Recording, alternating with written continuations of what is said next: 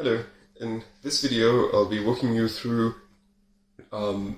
everything that has to do with the 3D treatment viewer. We're going to go over every single feature and tool at your disposal to either confidently approve of a case or a treatment setup, or to modify and revise that treatment setup in a way that reaches your goals. To open up the viewer from your home screen, you can either click on the play button under the action column here, which will be available depending on the status of that treatment plan or status of that case. If the play button isn't here, you can easily click on the case itself, and that will open up the detailed view of that specific case, and then you can click on View Treatment Plan to open up the viewer. While the viewer itself and the 3D model loads, we can go over the items under the hamburger menu in the top right corner here, which you can toggle on and off by clicking on the menu itself. Underneath that menu there's treatment details, which is a holistic and detailed overview of the treatments that are applied to this case in terms of elastics, IPR, attachments, and anything else that is added or included in this treatment setup. You can also view the movement table for each tooth. So there's the tooth number, the type of movement, and the cumulative amount of movement throughout the treatment plan. And there's prescription and history, which sort of provides you with the information added to the case. And if the case has a history, like in this specific case, I think this is the initial version. So will also give you some information around sort of the history of that case and how many revisions it's been going through and all of that. And once again, you can close the hamburger menu. You can close the sidebar by clicking on the hamburger menu in the top right corner.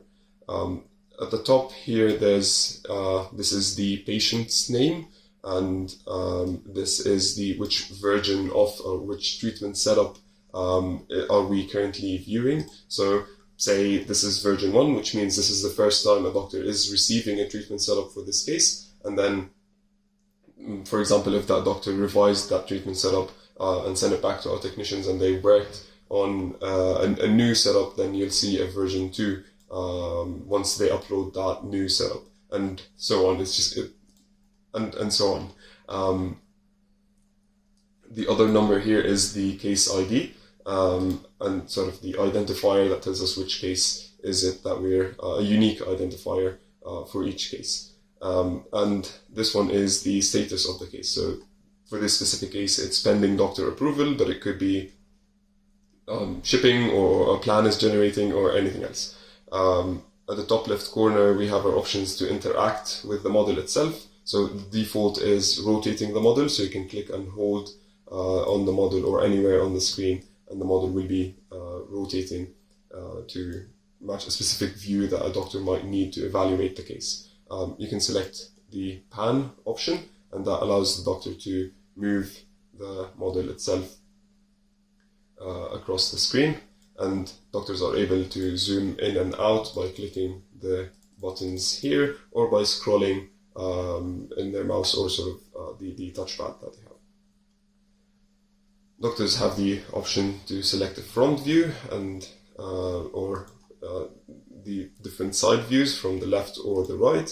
They can choose bottom and top, and lower and upper, sort of selecting which arch are they able to view. So if I'm in front view and I select lower, that means I'm only seeing the lower arch, and that sometimes is helpful for different views. And same thing with the upper arch. Down there, there's what we call the player. The player is basically, it moves the treatment setup across the different steps that it takes. So for this specific example that we have 66 steps, and it starts with step number 0. So this is the step, this is the status or the situation or the representation of the patient's arches and teeth positions before the treatment begins. Doctors are able to click the play button, and that automatically moves through the steps in this treatment.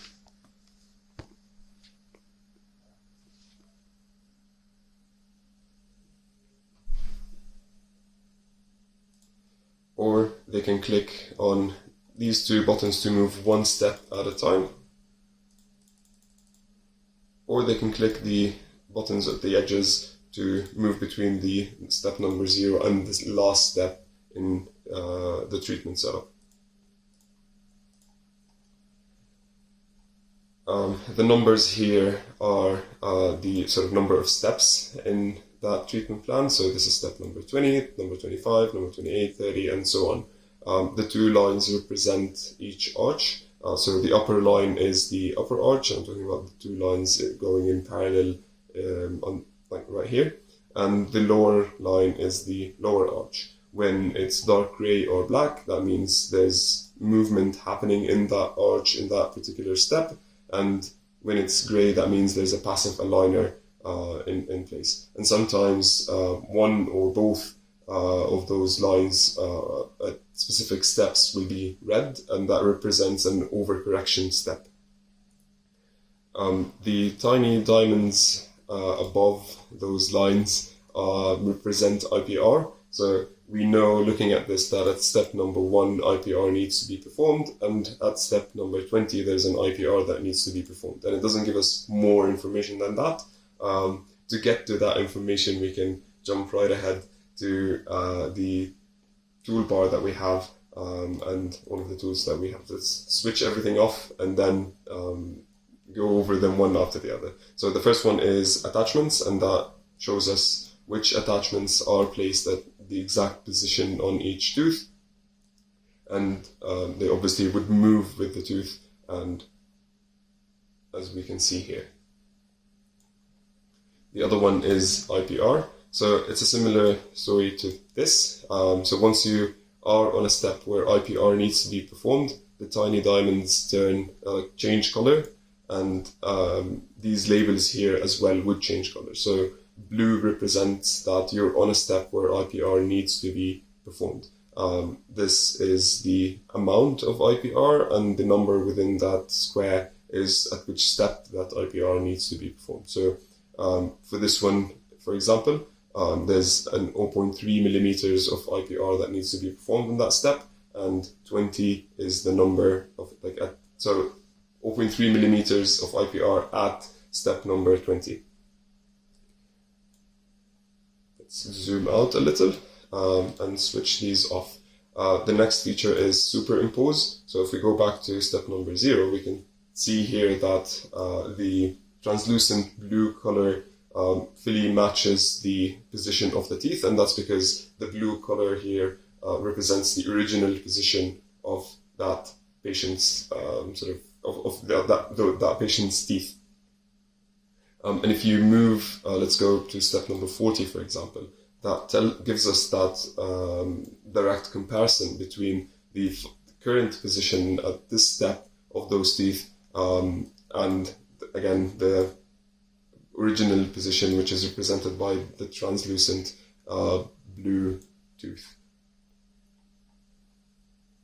The next one is occlusal contacts, and to view this one properly, we might select the lower arch and to have that unobstructed view of the occlusal contact points between the upper and lower arch. And these contact points are represented by these shapes drawn on teeth. And it changes with depending on which step the doctor is on. So, for example, I'm on step number 52. You can see how that compares to step number 20, and so on. And if you even move step by step, you can see the gradual change in those occlusal contact points. And let's go back to front view and turn on the grid. This is a true to scale grid. Each one of these squares represents a 1 millimeter height and width. And that is pretty much it. I think grids are quite simple to explain. The other one is split view, and it shows you a comparison between the initial step 0 and the final step, which in this case is step number 66 it was. And whatever sort of view you're on either one of them, it's going to be automatically reflected on the other. So if I zoom in on the initial plan, that is also zooming in on the final result. And if I move either one of them, the other one is going to be moved as well. And that applies to the panning as well. So you can always have that, you can always look at both through sort of the same angle and be able to more confidently tell the difference between the two. The other one is tooth numbering, which is it's just that. There's the number of each tooth displayed on top of that tooth. And the first chart that we have is the Bolton analysis chart, which is a measure of the width of each tooth in this column here. And then there's the upper arch total value, and that is just sort of the summation of all of the values in the upper arch, both upper right and upper left. And it's a similar story for the lower arches. The normal values here, the anterior and overall normal values are standardized. So this is the ideal or average value for the Bolton analysis, which doctors strive to get to, basically.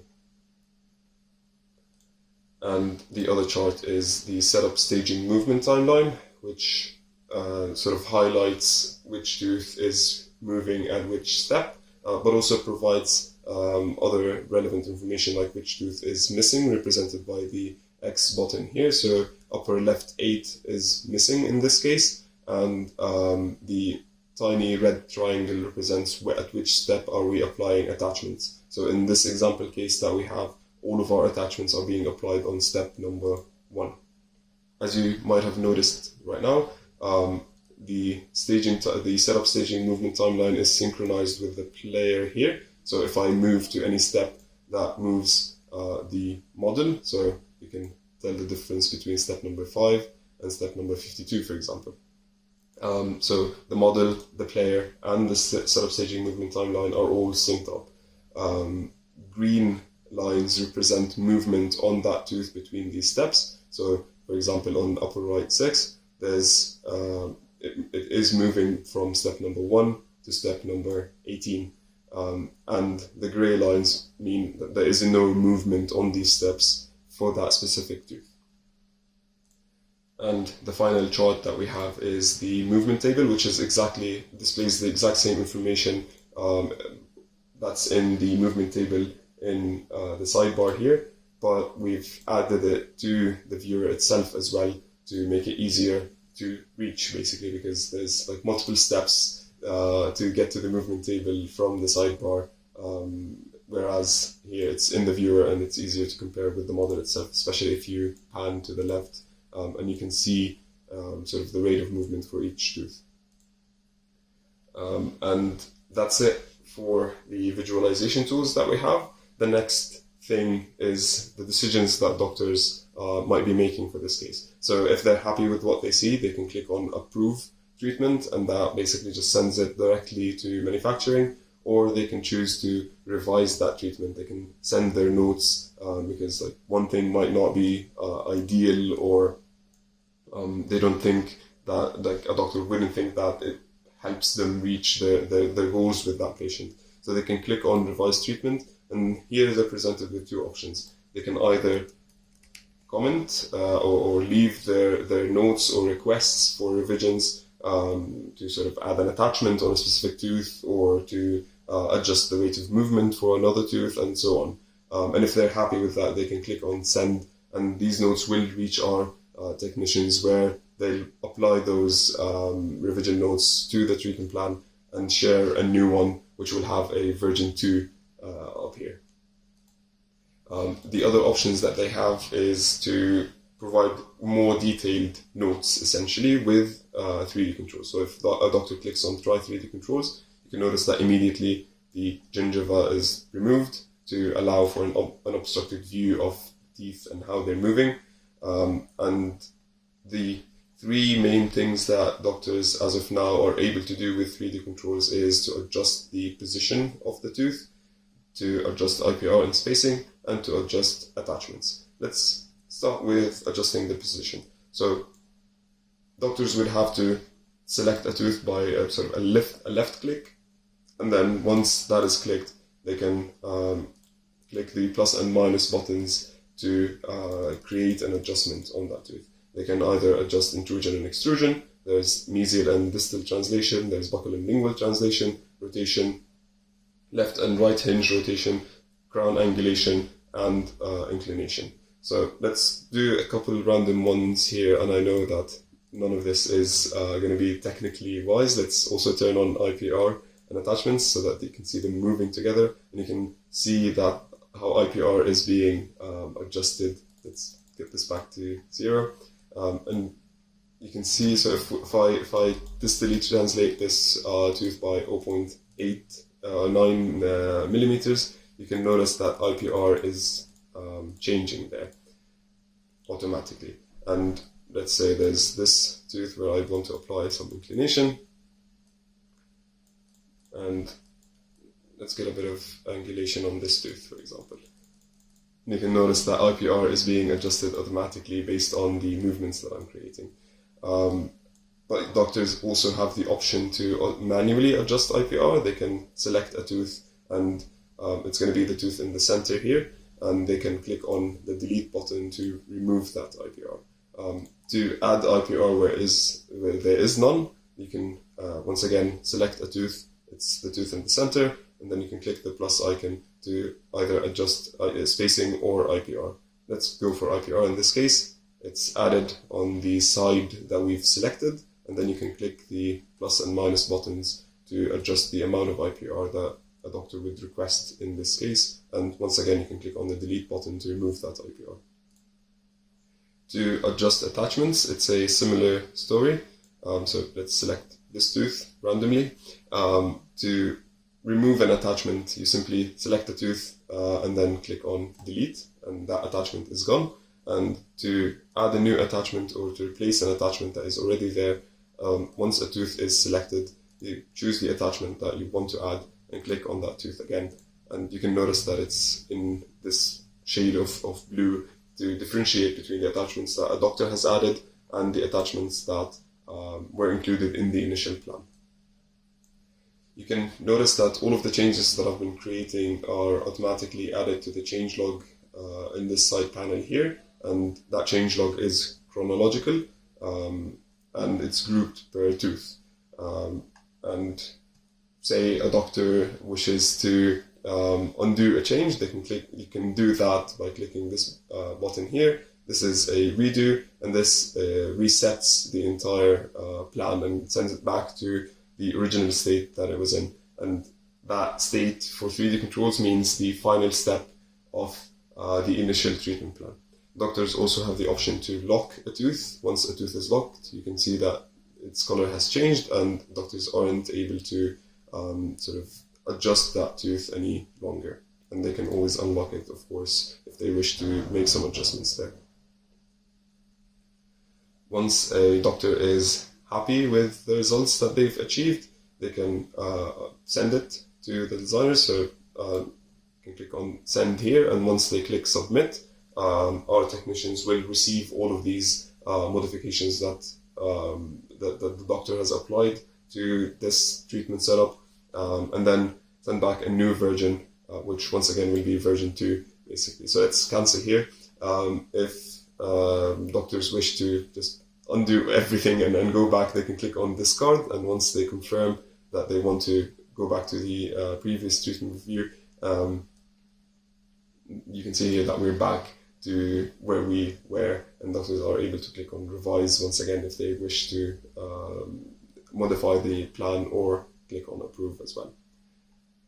And that's it. Sort of a quick brief overview of all of the features that we have on the 3D treatment viewer.